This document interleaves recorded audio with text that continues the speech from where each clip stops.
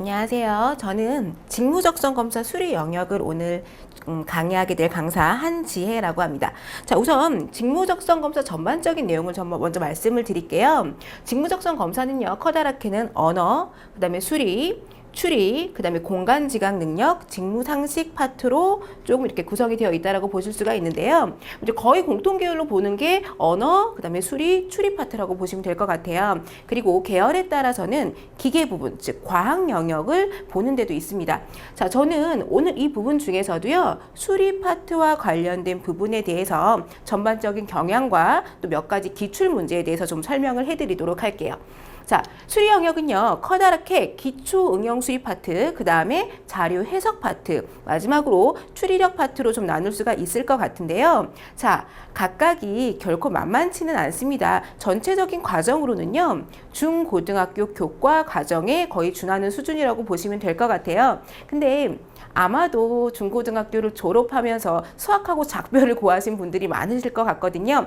그래서 잘 기억이 안 나시는 분들이 많을 거예요. 오늘 기초 응용 수리 파트, 자료 해석 파트, 추리력 파트에 각각 어떠한 단원들이 들어가는지 소개를 해드리고 대표적인 문제풀이를 해보도록 하겠습니다. 자, 처음에 기초응용 수리 파트를 먼저 보도록 할게요. 기초응용 수리 파트에서는요, 사칙연산과 대소비교가 우선 나오는데요. 단순한 사칙연산이 나오기도 하지만 어떤 부분을 이용하기도 하냐면 제곱근 혹은 제곱수 혹은 인수분해와 관련된 문제가 나오기도 합니다. 자, 그거 기억하시면 좋을 것 같고요. 자, 자연수의 성질이다라고 하는 부분은 뭐냐면요, 기수법. 십진법, 이진법 이런 얘기 들어보셨죠? 기수법과 관련된 부분, 그 다음에 최대 공약수, 최소 공배수와 관련된 부분이 자연수의 성질에 해당된다고 보실 수가 있을 것 같아요. 자, 그 다음에 방정식과 부등식 많이 들어보셨죠? 방정식하고 부등식 중에서는 특히 방정식 부분이요. 자, 방정식 부분 중에서도 여러분 중등 과정에서 배웠던 방정식의 활용이라는 부분이 있습니다. 자, 이런 부분은 뭐냐면 여러분들이 식을 세워주셔야 되는 부분이에요. 몇 가지 공식도 적용을 하실 줄 알아야 되고요. 자, 방정식과 부등식에 대해서 마지막으로 순열과 조합인데요. 순열과 조합이라고 하는 부분은 다른 단원으로 얘기를 하자면 경우의 수와 확률이죠. 기억하실지 모르겠어요. 자, 대체적으로 이 범주 안에서 많이 나오고요. 그 이외에 뭐 계열에 따라서 조금 난이도가 높은 문제가 등장을 할 때는 지수나 혹은 로그와 관련된 문제가 등장을 하기도 합니다. 자, 우리 각각에 대해서 좀 보도록 하죠. 자, 제가 처음에 말씀드렸던 부분이 뭐냐면 기초 응용 수리 파트였어요. 기초 응용 수리 파트와 관련된 문제를 좀 풀어보도록 할게요. 자, A와 B의 크기를 비교하시오. 자, 제가 말했던 대소비교나 사칙 연산과 관련된 부분입니다. 자, 우선 A는 지금 뭐냐면 100의 제곱을 51의 제곱 마이너스 49의 제곱으로 나눈 값이고요. B는 50이에요. 자, A를 갖다가 단순하게 그냥 계산할 거냐. 제곱이라고 하는 거는 100을 2번 곱했다라는 소리죠. 자, 51을 2번 곱한 값에서 49를 2번 곱한 값을 뺄 것이냐. 자, 이 부분은요, 인수분해를 이용하면 조금 편해요. 자, 어떠한 인수분해가 있었냐면 여러분이 배웠던 인수분해 중에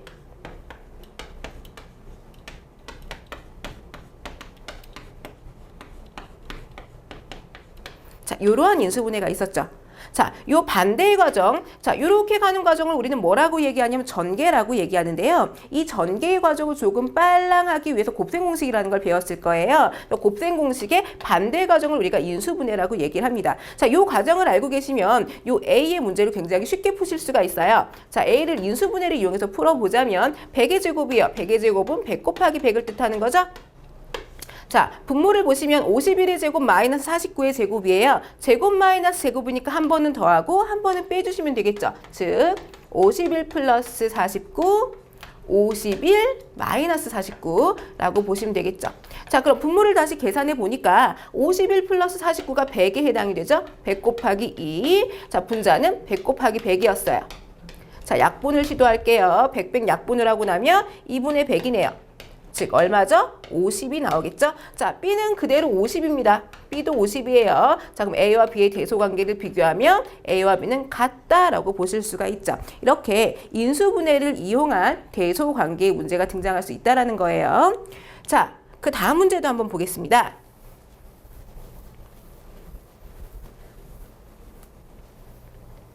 자, 제가 또 말씀드렸던 부분 중에 두 번째 자연수의 성질과 관련된 부분이죠. 자연수의 성질과 관련된 부분은 기수법 내지는 최대 공약수나 최소 공배수와 관련된 문제가 등장할 수 있다고 했는데요. 지금 이 부분은 기수법과 관련된 문제예요. 자, 11101 이진법에서 앞에서 두 번째 1이 나타내는 실제 수는이라고 얘기했는데 문제를 풀기 전에 기수법과 관련된 얘기를 잠깐 해보도록 할게요. 자, 우리가 일반적으로 많이 배우는 게 뭐냐면 십진법과 이진법이에요.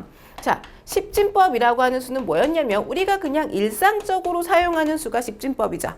자, 예를 들어서 뭐 3412 아무렇게나 우리가 그냥 가장 일반적으로 사용하는 수가 십진법이에요. 왜 십진법이라고 부르느냐? 두 가지 이유를 말씀을 드리자면 십진법에서 사용하는 숫자는 총 10가지 숫자가 있습니다. 0에서부터 9까지 숫자를 사용을 하죠. 또 하나, 십진법은 각 자리가 10의 거듭제곱으로 표현이 돼요. 예를 들어서 2314라는 숫자가 있어요. 2414는 2 곱하기 1000, 그 다음에 3 곱하기 100, 그 다음에 1 곱하기 10, 4 곱하기 1 이렇게 표현이 될 수가 있죠. 자, 2 곱하기 1000이라고 하는 건 2 곱하기 10의 세제곱, 여기는 3 곱하기 10의 제곱, 1 곱하기 10, 그 다음에 4 곱하기 1 이렇게 표현이 될 수 있다라는 거예요. 자, 그래서 각 자리의 숫자가 10의 거듭제곱으로 표현이 되고 한 자리 올라갈수록 10배씩 커진다라는 걸 보실 수가 있어요. 자, 그럼 이진법이라고 하는 수는 뭐냐? 자, 이진법은 두 가지의 숫자만 사용합니다. 오로지 0과 1 두 개의 숫자만 사용을 하고요. 각 자리의 숫자를 2의 거듭제곱으로 표현하실 수가 있어요. 자, 그래서 보면 지금 여기 나와 있는 문제에 11101 이진법이다라는 얘기가 있는데 앞에서 두 번째 1이 나타내는 실제 숫자를 구하시오라고 얘기를 했어요.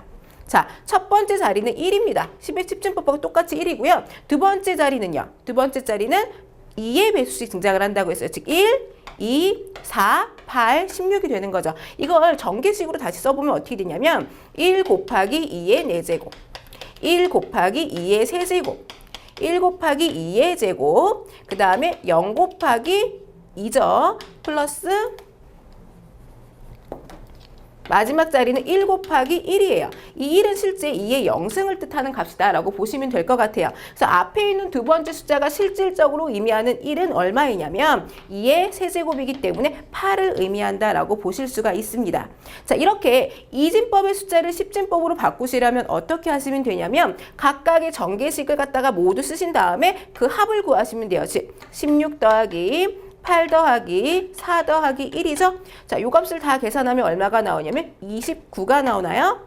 자, 29가 11101 이진법을 십진법으로 바꿨을 때 해당하는 숫자이 되겠습니다. 자, 기수법은 요 정도로 보실게요.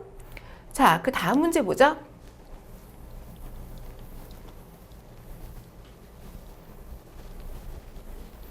자, 그 다음에 방정식과 부등식과 관련된 문제인데요. 특히 방정식 파트는 중등부의 중학교 과정에서 나왔던 방정식의 활용이 기출문제로 출제가 되는 경우가 굉장히 많았어요. 기출문제 실질적으로 작년에도 이 방정식의 활용과 관련된 문제가 시험에 나왔는데, 자, 우선 제가 소금물 농도와 관련된 문제를 좀 예로 제시를 해봤습니다. 자, 농도 8%의 소금물 24g에 4%의 소금물 몇 g을 넣으면 5%의 소금물이 되겠는가라고 물었는데, 우선 방정식의 활용 단어는 식을 세우실 줄도 알아야 되겠지만 기본적으로 공식을 몇 가지 알고 계셔야겠죠. 소금물과 관련된 공식을 좀 설명을 드리자면, 자, 우선 농도, 소금물의 농도를 구하는 식, 요걸 한번 보도록 할게요. 자, 소금물의 농도는 소금물의 양 분의 소금의 양. 자, 여기서 소금물의 양이라고 하는 건 뭐냐면 소금 플러스 물에 해당이 되겠죠? 소금물의 양분의 소금의 양 곱하기 100을 하시면 농도가 나오죠. 우리가 왜 농도에 곱하기 100을 하냐면 일반적으로 퍼센트 농도, 백분율을 사용하기 때문에 그렇습니다. 자, 근데 농도보다 더 중요한 공식이 있어요. 일반적으로 소금물 문제는요, 농도의 공식을 이용하기보다는 소금의 양을 구하는 식을 이용하시는 게 훨씬 편해요. 왜 그러냐면, 자, 지금 여기서 보면 뭐 소금물에다가 얼마의 소금물을 더 넣어서 몇 퍼센트의 소금물이 되었다라고 얘기를 하는데 전체적으로 소금의 양은 변함이 없습니다. 혹은 증발하는 문제, 물을 더 넣는 문제라고 하더라도 전체적으로 소금의 양은 변함이 없기 때문에 소금의 양을 구하시는 식을 기억하시는 게 훨씬 좋아요. 자, 그럼 소금의 양을 구하는 식은 무엇이냐? 소금의 양은 소금물의 양 곱하기 100분의 농도를 계산해 주시면 돼요. 자, 역시 밑에 100이 들어가는 이유는 뭐냐면 우리가 퍼센트 농도의 단위를 사용하기 때문에 그렇다라는 거 이해하시면 될 것 같아요. 자, 그럼 요 공식 보시면서 이제 3번을 한번 풀어보도록 하죠. 농도 8%의 소금물 24g에서 자, 8%의 소금물 얼마가 있었대요? 24g이 있었대요. 여기에다가 4% 소금물 몇 g을 넣으면 모르죠? 몇 g 모르니까 xg이라고 합시다. 그랬더니 뭐가 됐대요? 5%의 소금물이 되었대요. 그럼 5% 소금물의 양은 얼마가 된 것이냐? 5% 소금물의 양은요. 24 플러스 x가 되는 거겠죠. 24g과 xg을 섞었으니까 전체 소금물의 양은 24 플러스 xg이 될 거예요. 자, 그럼 섞기 전에 두 소금의 양의 합은 섞은 후에 소금의 양과 어떻다? 같다라는 걸로 식을 세워주시면 된다라는 거죠. 자, 소금의 양 어떻게 구한다고요? 소금물의 양 곱하기 100분의 농도로 구하신다고 했어요. 즉 8%의 소금물에 들어있었던 소금의 양은 어떻게 되느냐? 소금물의 양 곱하기 100분의 농도 플러스 자, 여기 4% 소금물에 들어있는 소금의 양은 어떻게 되냐면 소금물의 양 곱하기 100분의 농도. 자, 그럼 5% 소금물에 들어있는 소금의 양은 어떻게 되냐면 소금물 24 플러스 x였죠? 곱하기 100분의 농도 계산해 주시면 되겠네요. 자, 그러면 양변에 100을 곱해서 조금 간단하게 계산을 해보죠. 100을 곱하면 다 요거 없어질 거예요. 24 곱하기 8 계산하면 190인가요? 플러스 4x는 자, 24 곱하기 5하면 120인가요? 플러스 5x 이렇게 되겠습니다. 자, x항 좌변으로 상수항 우변으로 이항시킬게요. x는 72가 나오겠네요. 답은 72g을 넣었다라고 보시면 될 것 같습니다. 자, 기억하실 수 있으셔야 됩니다. 굉장히 중요한 문제 중에 하나예요. 자, 그 다음에요. 방정식의 활용 쪽이 문제가 조금 많이 나오기 때문에 방정식의 활용 부분을 한 가지 더 풀어보도록 할게요.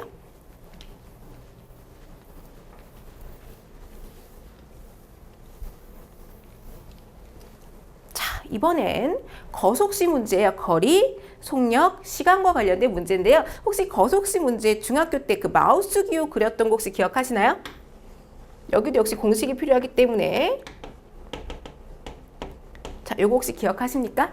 자, 많이 그려보셨을 텐데 자, 이거는 거리, 속력, 시간을 구하는 공식이에요. 그쵸? 거리는 어떻게 구한다? 거리를 나온 나머지 두 가지죠. 속력 곱하기 시간이다. 자, 그럼 속력은 그대로 보시면 돼요. 속력 자리 가려볼까요? 시간분의 거리다. 이렇게 나오죠. 자, 그 다음에 시간은 속력분의 거리다. 이렇게 보시면 될 것 같아요. 자, 이렇게 공식이에요. 자, 거속시 문제에서 주의하실 점은 단위를 맞춰주시는 부분, 단위를 갖다가 보통 속력의 단위에 맞춰줍니다. 예를 들어서 킬로미터 퍼 아워다라는 속력의 단위가 나오면 자, 거리의 단위는 킬로미터로, 그다음에 시간의 단위는 시간으로 써주셔야 되는 거고요. 예를 들어 미터 퍼 세크다라고 얘기가 나오면 거리의 단위는 미터로 환산을 하시고 시간의 단위는 초로 환산을 해주셔서 계산을 해야 돼요. 단위 환산 조심하시고요. 문제 한번 보도록 할게요.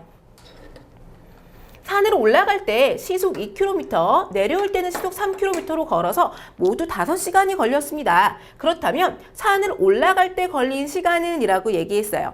자, 여기서 산으로 올라갈 때 걸린 시간 모릅니다. 산으로 올라갈 때 걸린 시간 모르니까 올라갈 때 걸린 시간을 x라고 하죠.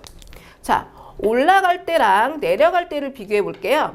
산을 올라갈 때 걸린 시간은 x시간이고요. 그렇다면 내려올 때 걸린 시간은 얼마냐? 전체 모두 합쳐 5시간이 걸렸다니까 올라갈 때 걸린 시간이 x시간이면 내려올 때 걸린 시간은 5-x시간이 되겠죠? 자, 근데 올라갈 때는 시속 얼마였대요? 시속 2km였대요. 내려올 때는 시속이 얼마였다라는 거죠? 3km였대요. 자, 힌트는 여기까지입니다. 자, 그럼 무엇으로 식을 세워야 되느냐? 자, 거리 구하는 식을 써야 되느냐, 속력 구하는 식을 써야 되느냐, 시간 구하는 식을 써야 되느냐. 자, 여기서 힌트는 뭐냐면 올라갈 때랑 내려올 때가 거리가 같다라는 거예요. 같은 길로 올라가고 내려왔기 때문에 거리가 같다라는 걸로 식을 세워주시면 돼요. 올라갈 때의 거리 그럼 어떻게 구하느냐? 거리는 속력 곱하기 시간이죠. 속력은 2고 시간은 x예요. 즉 2x는 내려올 때는요. 자, 속력 곱하기 시간, 속력은 3이고 시간은 5-x입니다. 3 곱하기 5-x와 같다. 자, 분배법칙 이용해서 2x는 3, 5, 15-3x다. x항 좌변으로 이항하면 5x는 15다. 양변 5로 나누면 x는 3이다. 이렇게 되겠죠? 올라갈 때 걸린 시간은 3시간에 해당이 되겠네요.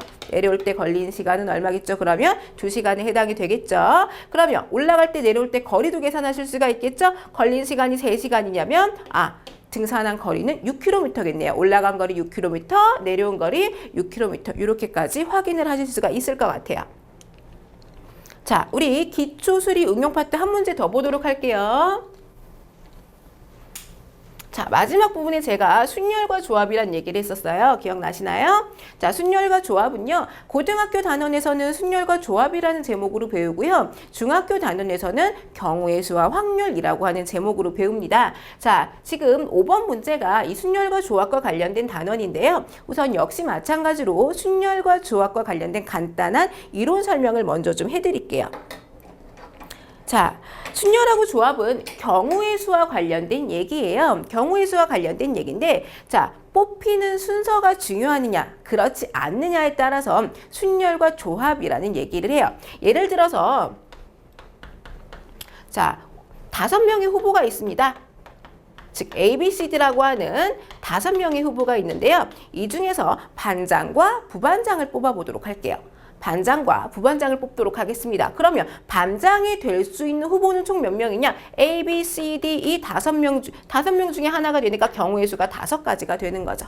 그럼 부반장이 될 수 있는 경우의 수는 몇 명이 되는 거냐? 이미 반장을 뽑았죠. 반장이 또 부반장은 할 수 없거든요. 그렇죠? 예를 들어 A가 반장으로 뽑혔다면 부반장이 될 수 있는 경우의 수는 B, C, D, E 4명 중에 1명을 뽑는 거니까 경우의 수가 4가지가 돼요. 그래서 총 20가지의 경우가 나온다라는 거죠. 우리 지금 못 뽑는다고요? 반장 1명, 부반장 1명 뽑을 때예요. 자, 그런데 반장 1명, 부반장 1명이 아니라 대표 의원 2명을 뽑는다. 자, 이거는 어떤 차이점이 있냐면, 자, 대표 의원 2명을 뽑는다는 건 얘를 똑같아요. 자, 첫 번째 대표 의원을 뽑을 수 있는 경우의 수 5가지입니다. 두 번째 대표 의원을 뽑을 수 있는 경우의 수는 4가지예요. 그렇죠? 근데 여기서 중요한 건 뭐냐면 반장과 부반장을 뽑는 경우에는 A가 반장이 되고 B가 부반장이 되는 경우랑 B가 반장이 되고 A가 부반장이 되는 경우가 서로 다른 경우죠. 하지만 대표 의원을 뽑는 경우는 어떠냐면 A랑 B가 대표 의원을 뽑힌 경우와 B와 A가 대표 의원을 뽑힌 경우가 서로 어쩌? 같은 경우죠. 그렇기 때문에 2가지 케이스가 서로 중복이 돼서 2로 나눠주셔야 돼요. 대표 의원 2명을 뽑을 수 있는 경우의 수는 총 10가지 방법이에요. 이런 식으로 뽑히는 순서가 중요하냐 혹은 그 순서가 중요하지 않냐에 따라서 순열과 조합으로 나누는데요. 이런 경우를 우리가 순열이라고 얘기를 하는 거고요. 이 아래의 경우를 조합이라고 얘기를 합니다. 자, 순열과 조합에 관련된 일반적인 공식을 좀 설명을 해드리면 순열 총 N개 중에서 R개를 뽑는 순열의 개수는 즉 5명 중에서 2명을 뽑았다라는 거죠. N개 중에서 R개를 뽑는 순열을 우리는 이렇게 표현을 하고요. 어떻게 계산을 해주시면 되냐면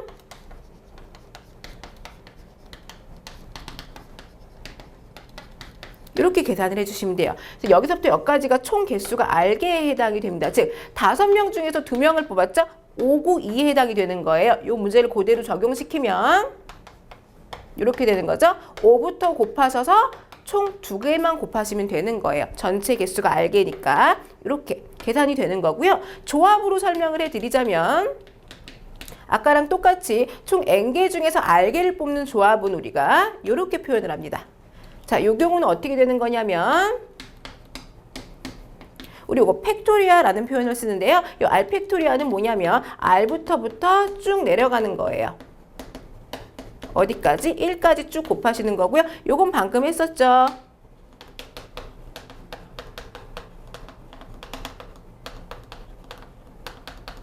여기가 총 R개가 된다라고 말씀드렸어요. 즉 다시 얘기하면 5명의 후보 중에서 2명의 대표 의원을 뽑는 조합의 경우에는 이 팩토리얼 분의 이렇게 되겠죠? 이렇게 계산을 하실 수가 있습니다. 순열과 조합에 관련된 일반적인 공식이라고 보시면 될 것 같아요. 자, 근데 공식을 반드시 적용해서 문제를 푸실 필요는 없어요. 제가 이렇게 설명을 드렸듯이 그냥 이렇게 나열하는 방법으로 문제를 풀으셔도 상관은 없어요. 자, 제가 5번 문제를 한번 풀어보도록 할게요.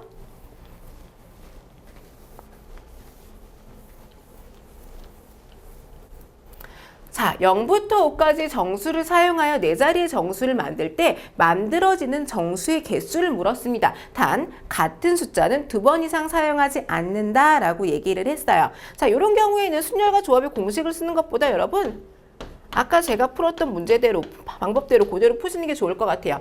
0부터 5까지 총 몇 개의 수죠? 0부터 5까지는 6개의 숫자죠?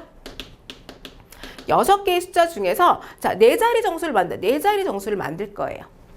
자, 그러면 첫 번째 자리에 들어갈 수 있는 숫자의 가지수를 생각하시면 돼요. 자, 0부터 5까지 하나, 둘, 셋, 넷, 다섯, 6가지의 숫자가 있지만 여기에서 맨 앞자리에 들어갈 수 있는 숫자는 몇 가지냐? 6가지가 아니죠, 여러분. 왜? 0은 첫 번째 자리에 쓸 수가 없어요. 그쵸? 0을 첫 번째 자리에 쓰면 이건 네 자리 정수가 아니라 세 자리 정수가 나오기 때문에 0을 제외한 1, 2, 3, 4, 5 5가지 중에 한 가지를 선택할 수 있어요. 즉, 첫 번째 자리에 올 수 있는 경우의 수는 5가지입니다. 자, 그럼 두 번째 자리에 올 수 있는 경우의 수는 몇 가지가 되느냐? 자, 제가 1부터 5까지 중에 어떤 한 가지를 사용을 했다라고 생각을 하고, 그럼 두 번째 자리에 올 수 있는 경우의 수는 이번에는 0을 써도 무방하죠? 상관이 없죠? 0, 1, 2, 3, 4 5가지 중에 한 가지를 선택하는 거니까 역시 5가지예요. 자, 또 뭔가 한 개를 썼다라고 생각을 합시다. 그럼 이 자리에 올 수 있는 경우의 수는 몇 가지죠? 나머지 숫자가 4개죠? 4가지 중에 하나를 선택하니까 경우의 수 4가지가 되는 거고요. 또 뭔가 한 가지를 선택했겠죠? 그럼 마지막 자리에 올 수 있는 경우의 수는 나머지 3가지 숫자 중에 하나를 선택하니까 경우의 수가 3가지가 되네요. 자, 그럼 나열할 수 있는 모든 경우의 수는 어떻게 됩니까? 곱해주시면 되겠죠? 총 몇 가지가 나오나요? 300가지인가요? 이렇게 계산을 하실 수가 있어요. 이게 바로 순열과 조합과 관련된 문제라는 거 아시면 될 것 같습니다. 자, 그래서 제가 지금 첫 번째 파트에 대한 설명을 해드렸어요. 자, 첫 번째 파트는 자, 수리, 기초 수리 응용 파트다라고 말씀을 드렸습니다. 자, 그 다음에 두 번째 파트, 수리 영역의 두 번째 파트는요, 자료 해석 파트다라고 보실 수가 있어요. 우선 자료 해석 파트는요, 지문이 주어집니다. 표나 그래프와 같은 지문이 주어지고요. 대부분 이 자료 해석 파트에서 많이 나오는 부분은 무엇이냐면 비율과 증감률이에요. 자, 요거 퍼센트와 관련된 부분이고요. 혹은 비례식과 관련된 부분이 등장을 할 수 있다라는 겁니다. 자, 그리고 통계와 관련된 부분. 자, 자료가 통계로 주어지는 경우가 있는데요. 이 통계 단원에서 등장할 수 있는 문제는 무엇이냐면 상대도수 혹은 평균을 구하는 문제 혹은 편차 내지 또는 분산과 관련된 문제가 등장하실 수가 있어요.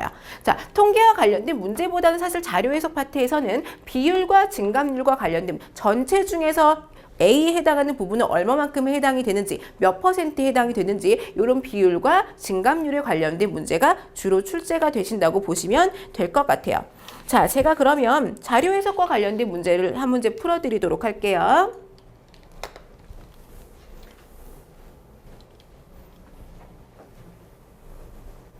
자, 다음 그래프는 어느 날 하루에 X, Y, Z 지점에 방문객 수를 조사한 표이다 라고 얘기를 했어요. 자, 표가 이렇게 등장을 했어요. X 지점 전체 방문객 수가 2,500명인데 10세 미만이 몇 프로, 뭐 10에서 19세까지가 몇 프로 이런 식으로 쭉 표가 등장을 하고 있죠. 자, 그럼 이런 문제에서 등장할 수 있는 게 무엇이냐? 자, 문제를 한번 보죠.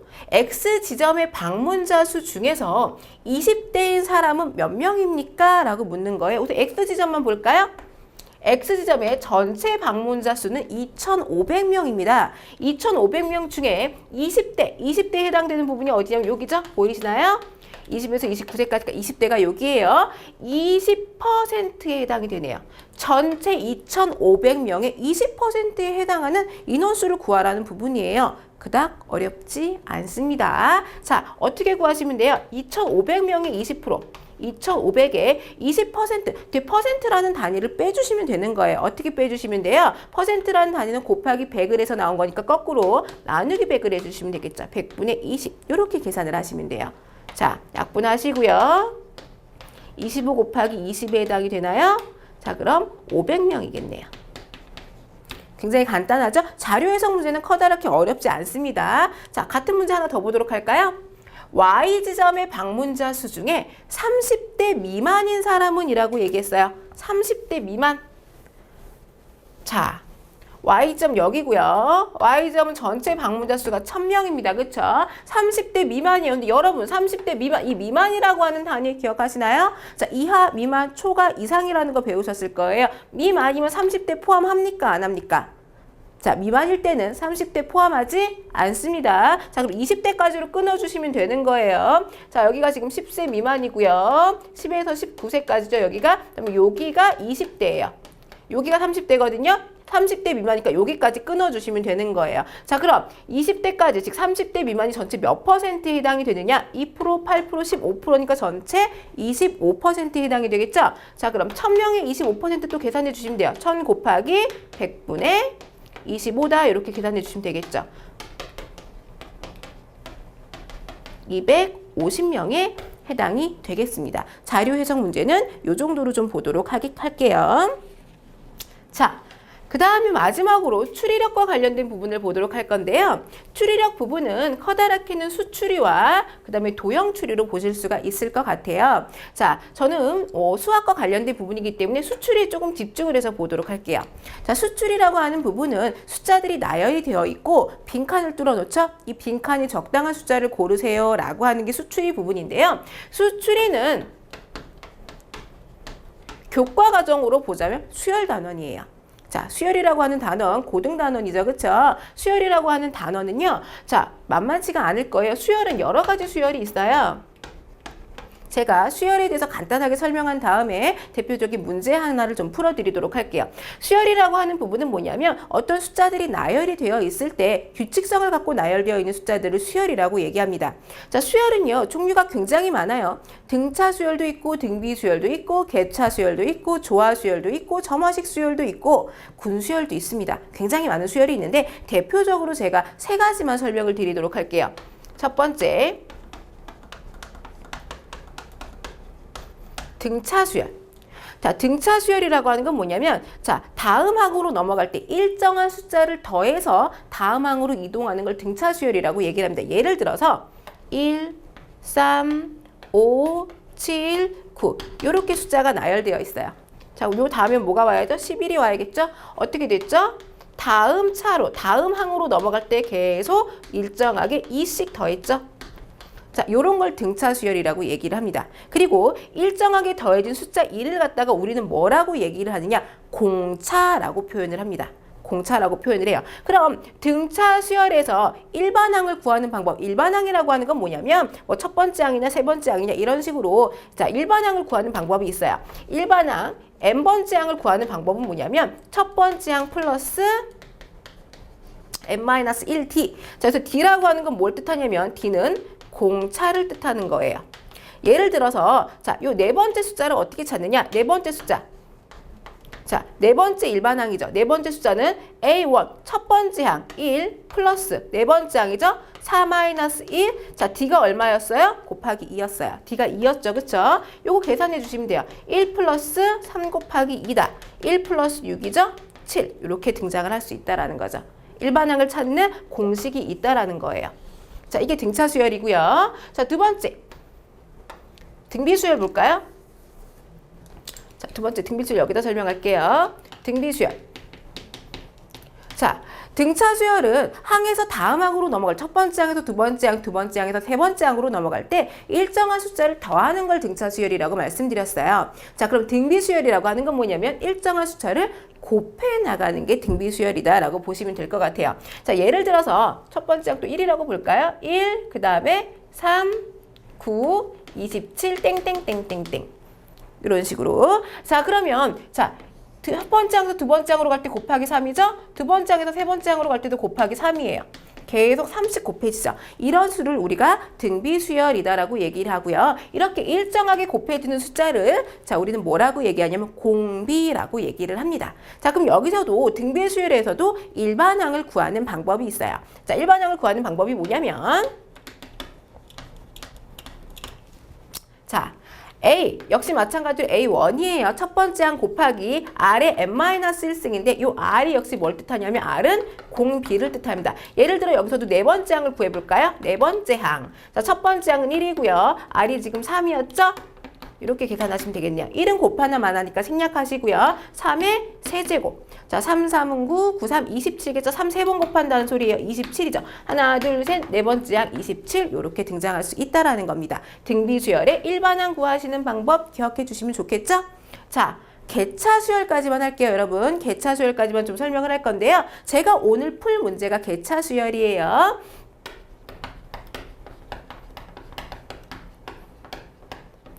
자, 개차 수열이라고 하는 건 뭐냐면요. 첫 번째 항에서 두 번째 항에서 세 번째 항으로 넘어갈 때 일정한 숫자들의 곱하기나 더하기가 보이지 않고요. 첫 번째 항에서 두 번째 항으로 넘어가는 숫자, 두 번째 항에서 세 번째 항으로 넘어가는 요 숫자들이 일정한 패턴을 갖는 걸 우리가 개차 수열이라고 얘기를 해요. 예를 들어서 문제로 설명을 드리는 게 조금 더 편할 것 같거든요.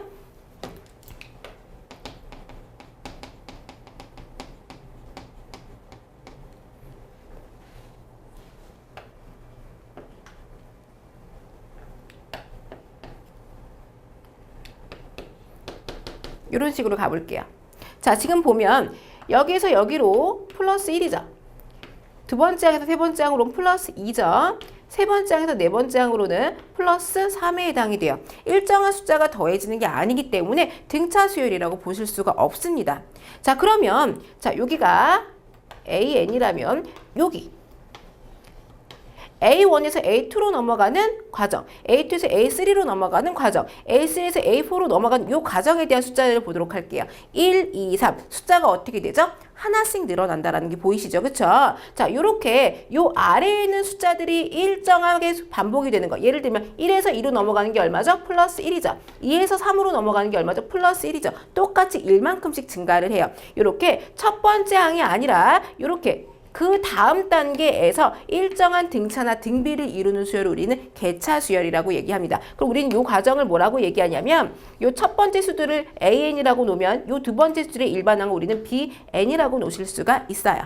자, 지금 BN에 대한 걸 보도록 할까요? BN은 어떻게 되느냐? BN은요. 1, 2, 3 이렇게 가는 과정들이죠. 어떤 수열이냐면 등차 수열이에요. 공차가 얼마인? 공차가 1인 등차 수열이다라고 보실 수가 있습니다. 자, 그럼 BN의 일반항은 우리가 어떻게 구하냐? 아까 등차 수열의 일반항 똑같이 구하시면 돼요. B1 플러스 N-1 D다 라고 보시면 되죠. 근데 여기서 D가 얼마라고요? D가 1이라고요. D가 1이고 B1도 1이네요. 1 플러스 N-1이니까 Bn은 그냥 N이다 라고 보시면 돼요. 하지만 우리가 지금 구하고자 하는 건 이 BN이라고 하는 수열이 아니라 AN의 일반항을 찾으시는 게 목적이에요. 그렇죠? 그럼 AN의 일반항은 어떻게 구하시느냐? 공식이 있습니다. AN의 일반항은 A1 플러스 시그마 1부터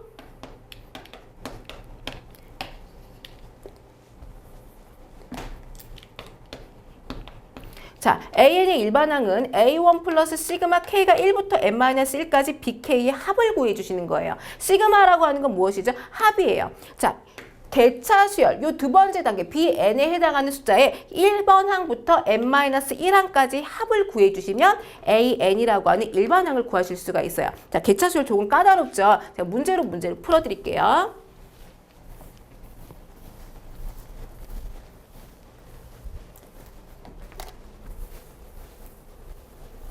자, 아까 제가 예시로 들었던 문제하고 같은 문제네요. 그쵸? 자, 다음 수들의 규칙을 찾아 빈칸에 알맞은 수를 고르면 이라고 얘기를 했습니다. 자, 지금 보니까 첫 번째 항에서 두 번째 항으로 플러스 1, 두 번째 항에서 세 번째 항으로 플러스 2, 세 번째 항에서 네 번째 항으로 플러스 3. 그럼 여러분 그 다음은 당연히 뭐겠어요? 세 번째에서 네 번째로 플러스 4겠죠? 답은 11이에요. 간단하게 구하실 수 있거든요. 근데 만약에 항수가 늘어나서 예를 들어 첫 번째, 둘, 셋, 넷, 다섯 번째가 예를 10번째 항은 얼마가 나오겠습니까? 15번째 항은 얼마가 나오겠습니까? 라고 한다면 이렇게 규칙성을 찾은 다음에 식을 구하셔야겠죠. 자, 식 어떻게 구한다고요? 다시 한번 설명드리죠. 자, 요 첫 번째 수열에 해당하는 걸 AN이라고 하고요. 요 다음 단계를 우리가 BN이라고 논다고요. 자, 요런 수열이 개차 수열이에요. 첫 번째 숫자에서 일정한 규칙성이 나오는 게 아니라 그 다음 수열에서 등차나 공비가 공차나 일정한 공차나 공비가 등장을 하는 경우를 우리가 개차 수열이라고 얘기를 해요. 요 BN에 관련된 수열을 보자면 아까 그대로 설명드리죠. 자, B1 플러스 N-1D입니다. 첫 번째 항은 1이고요. N-1D도 얼마죠? 공차도 1이에요. 1만큼씩 증가하고 있죠? 그러므로 Bn이라고 하는 요 녀석, Bn이라고 하는 요 녀석의 일반항은 1 플러스 n-1이니까 그냥 n이 되겠네요. 되셨죠? 자, 그럼 AN의 일반항은 어떻게 구하신다고요? AN의 일반항은 A1 플러스 시그마 K가 1에서부터 n-1까지 BK. 자, 요 BK는 BN을 뜻하는 거예요. 이 BK가 얼마였죠? BN이 n이었죠. BK는 뭐라고 표현하시면 돼요? K라고 표현을 하시면 돼요. 즉 AN은 A1 플러스 시그마 K가 1에서부터 n-1까지 K다. 자, 이건 무슨 소리예요? 요거 다시 얘기하자면 K가 1부터 n-1까지니까 1 더하기 2 더하기 3 더하기 땡땡땡땡땡 n-1항까지를 더한다라는 소리죠. 자, 그러면 여러분 1부터 n까지 합을 구하는 공식이 뭐냐면 2분의 n 곱하기 n-1이에요. 그렇다면 1부터 n-1항까지 합을 구하는 공식은 얼마가 되는 거냐면 n 대신에 n-1이 들어갔으니까 2분의 여기 n 플러스 1 죄송합니다. 1부터 n까지 합을 구하는 공식이 2분의 n 곱하기 n 플러스 1이에요. 자, 그럼 1부터 n-1항까지 자 합을 구하는 공식은 2분의 n 곱하기 n-1이 되겠죠. 즉 여기다 다시 삽입을 해주면 a1 플러스 시그마 k가 1항부터 n-1항까지 합은 얼마라고요? 2분의 n 곱하기 n-1이다. 이렇게 구하시면 되는 거예요.